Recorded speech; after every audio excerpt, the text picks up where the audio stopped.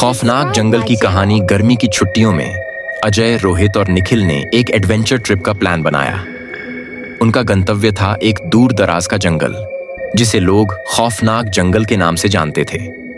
गांव वालों का कहना था कि उस जंगल में रात को अजीब आवाजें आती हैं और कई लोग वहां से कभी लौटकर नहीं आए। लेकिन तीनों दोस्तों को इन बातों पर विश्वास नहीं था। शाम के समय तीनों जंगल पहुंचे। पेड़ों की घनी छाया और पक्षियों की अजीब आवाजों ने माहौल को भयावह बना दिया था। जैसे जैसे वे जंगल के भीतर बढ़ते गए, दिन ढलने लगा और अंधेरा गहराने लगा। उन्होंने रात बिताने के लिए एक पुराना खंडहर देखा। खंडहर में घुसते ही अजय ने महसूस किया कि जैसे कोई उन्हें देख रहा हो। निखिल ने मजाक में कहा, भूत हमें देख रहे हैं, डर गए क्या? तीनों हंस पड़े।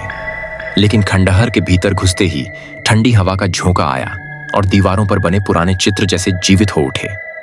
रात के समय रोहित ने आग जलाई और खाना तैयार किया। तभी एक जोरदार चीख सुनाई दी। यह चीख इतनी भयावह थी कि उनके शरीर सिहर उठे। अजय ने हिम्मत जुटाकर कहा, शायद किसी जंगली जानवर की आवाज होगी। लेकिन रोहित ने खिड़की से झांका और कहा, यहां तो कोई नहीं है। जैसे ही उन्होंने सोने की कोशिश की, अचानक दरवाजे पर जोर की दस्तक हुई।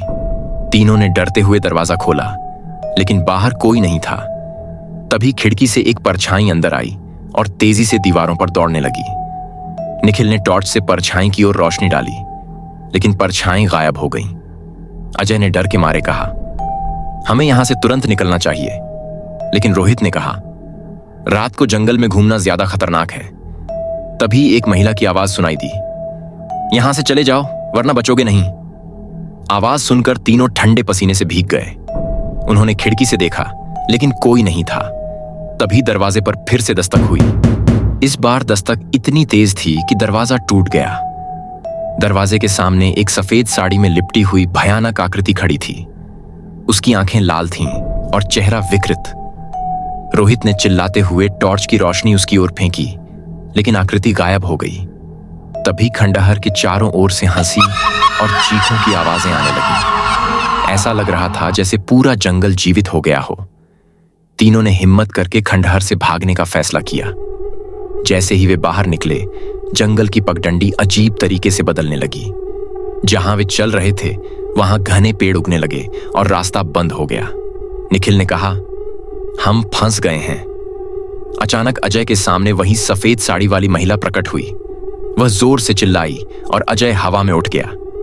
रोहित और निखिल ने उसे बचाने की कोशिश की, लेकिन वह महिला और अजय दोनों गायब हो गए। सुबह होने तक रोहित और निखिल किसी तरह जंगल से बाहर निकल पाए। गांव पहुंचकर उन्होंने अजय के गायब होने की बात बताई।